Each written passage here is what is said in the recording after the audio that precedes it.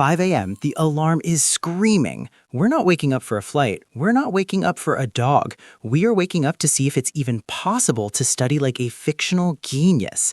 Today, we're trading normal study habits for the absolutely insane discipline of Spencer Hastings from Pretty Little Liars. We're going to treat school like a full-time job with mandatory overtime and zero excuses.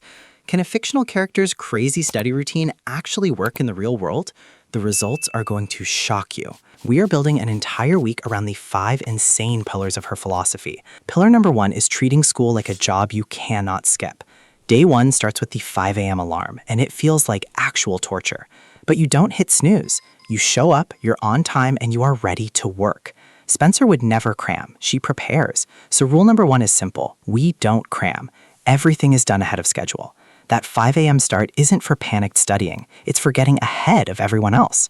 We're using a technique called time blocking, and for the first 2 hours of every single morning, you work on your hardest subject. You conquer the biggest challenge of your day before anyone else is even awake. And I'm not gonna lie, the first few days are a nightmare fueled by coffee. Your body will hate you. You will want to quit and go back to studying in frantic last-minute bursts. But around day 3, the unthinkable happens. Waking up early stops feeling like a punishment and starts feeling like a superpower. While everyone else is sleeping, you are already 2 hours deep in your work. The no cramming rule goes from being restrictive to being freeing. All your anxiety about deadlines literally disappears. You feel completely in control. You're no longer reacting to your classes, you are dominating them. And that's the secret. You don't wait for motivation. You build a routine so powerful it carries you, turning simple consistency into your ultimate weapon. The second pillar, and the one that can actually break you, is Spencer's perfectionism. She doesn't just pass, she owns the material. Her mindset isn't, is this good enough? It's, is this the best it can possibly be? And for you, this means you can't just read the textbook. For every single concept, you have to find and understand at least 2 additional sources. This is where things get insane. For a political science class, this means you're not just reading the chapter. You are digging through a dense academic paper and an opinion piece from a political journal. It feels completely overwhelming. Your reading time will double. At first, you will feel like you're drowning in information and falling behind on your own crazy schedule. It feels impossible. Who has time for this? But then, when you sit down to write a paper, everything changes. Usually, you just repeat the textbook's main points. This time, you have a mountain of information. You can compare the textbook theory to the academic paper and critique it with points from the journal.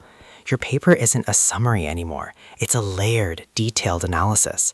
You're not just answering the question, you're creating new value, which is what author Cal Newport calls deep work.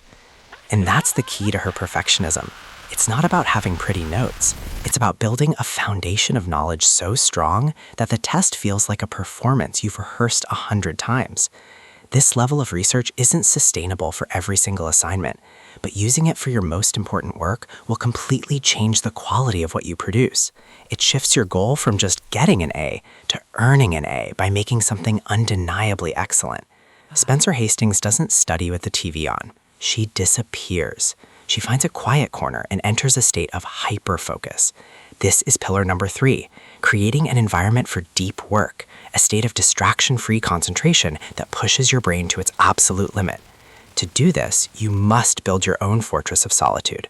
The rules are simple, but for you, they are torture. Rule 1, your phone is in another room, not face down, not on silent, gone.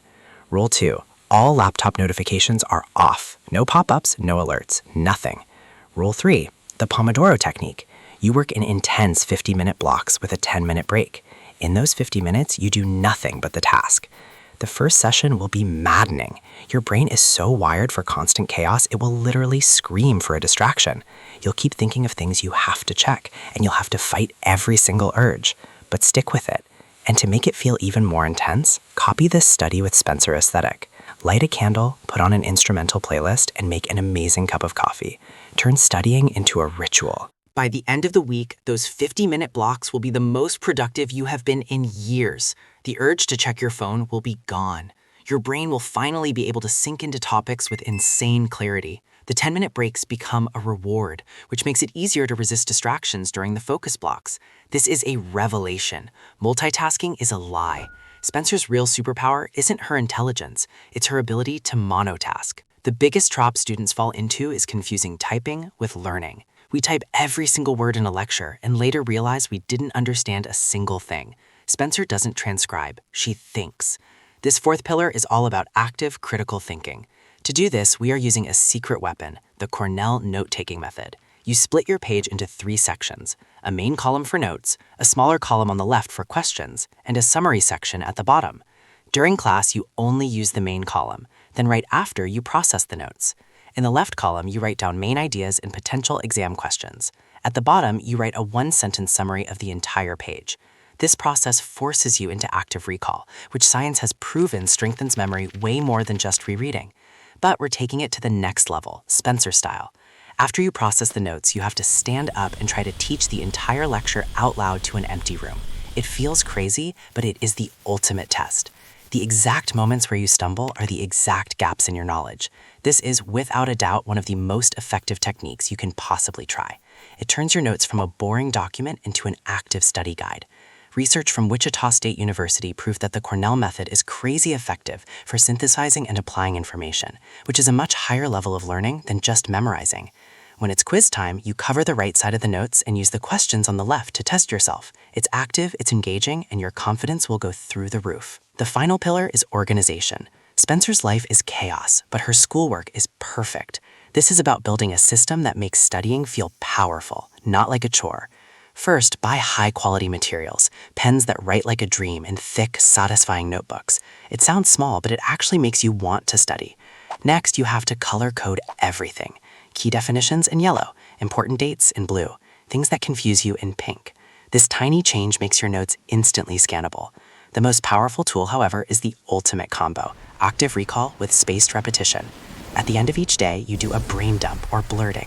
You take a blank piece of paper and write down everything you can possibly remember from a lecture without looking at your notes. Then you compare it to your Cornell notes and fill in the gaps with a red pen. You also put every key term into a flashcard app like Anki, which uses an algorithm to show you things right before you forget them. Reviewing is no longer this giant, scary task. It becomes a targeted, systematic process. So after learning Spencer Hastings' secrets, does her insane routine actually work? The answer is yes, but it will also destroy you if you're not careful. Trying to be Spencer Hastings 24/7 is a one-way ticket to complete and total burnout. The level of perfectionism she applies to every single thing is just not possible for a normal person who wants a social life and more than 5 hours of sleep. But here's the surprise. The goal was never to become Spencer Hastings. The goal is to steal her secrets. That insane discipline of a set schedule, it's a game changer. It kills indecision and builds momentum. The hyper-focus of deep work sessions, it will literally double your productivity. And active learning techniques like the Cornell method and blurting, they are with no exaggeration some of the most effective study habits you will ever use. This is Peak Razor. Let's build productivity systems that win daily.